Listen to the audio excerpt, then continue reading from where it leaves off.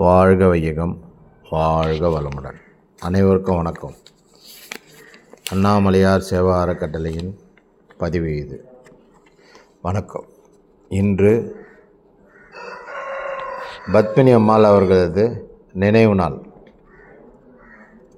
அதாவது அவங்களுடைய திதி இன்றைய அன்னதான உபயம் தேவிகாபுரத்தை சேர்ந்த முருகன் செட்டியார் அவர்கள் இன்று நமது அண்ணாமலையார் சேவா அறக்கட்டளையில் உபயம் செய்தால்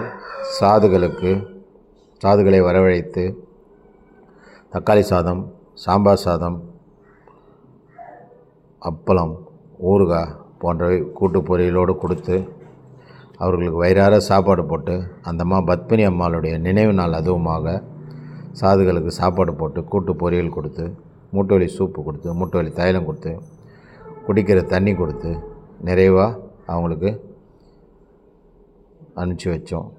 அது மட்டும் இல்லாமல் இன்று தேவிகாபுரத்தை சேர்ந்த முருகன் செட்டியார் அவர்களுடன் உபயம் என்பதால் பத்மினி அம்மா அவர்கள் சார்பாக, அவர்களின் குடும்பத்தின் சார்பாக சாதுகளுக்கு அன்னதானம் வழங்கப்பட்டது. இந்த அன்னதான சேவையில் சாதுகளுக்கு அன்னதானம் வழங்கப்பட்டது. அந்த அன்னதானத்தில் அவர்கள் வயிறார சாப்பிட்டனர்.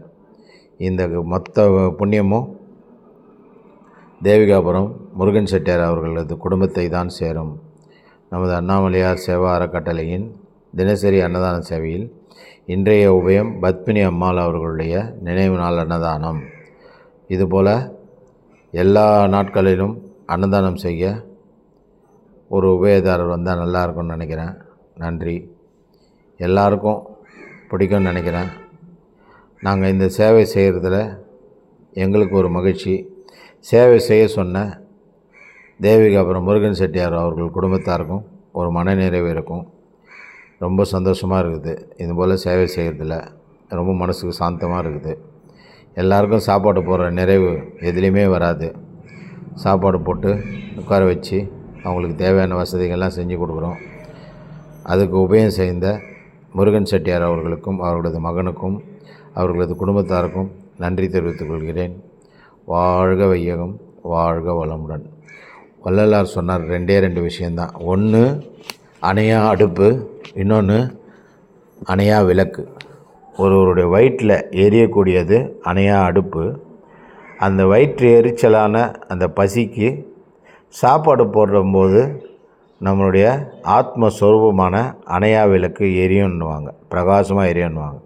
அதனால தான் அணையா விளக்கு, அணையா அடுப்புன்னு 2 விஷயத்தை வள்ளல் பெருமானார் சொன்னார். ஜீவகாருண்யமே, அதாவது இன்னொரு உயிருக்கு துன்பம் தராமல் இன்னொரு உயிருக்கு உணவு கொடுப்பது தான் ஜீவகாருண்யம். இந்த ஜீவகாருண்யம் செய்கிறதால நமக்கும் புண்ணியம் கிடைக்கும், அவங்களும் வயிறார சாப்பிட்டு போவாங்க. இதுபோல் நீங்களும் இந்த காணொலியை பார்க்குறவங்க நீங்களும் உபயம் செய்தால் அன்னதானம் சிறப்பாக நடக்கும்னு நம்புகிறேன். நன்றி. எல்லா உயிர்களும் இன்புற்று வாழ்க, வள்ளல் மலரடி வாழ்க வாழ்க. எல்லா உயிர்களும் இன்புற்று வாழ்க, வள்ளல் மலரடி வாழ்க வாழ்க. அருட்பெருஞ்சோதி அருட்பெருஞ்சோதி தனிப்பெருங்கருணை அருட்பெருஞ்சோதி.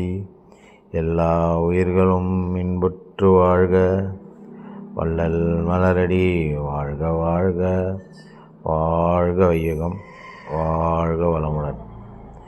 இந்த சேவையை நீங்கள் விரும்பி பார்த்தீங்கன்னா எங்களுக்கு கமெண்ட்டில் சொல்லுங்கள்.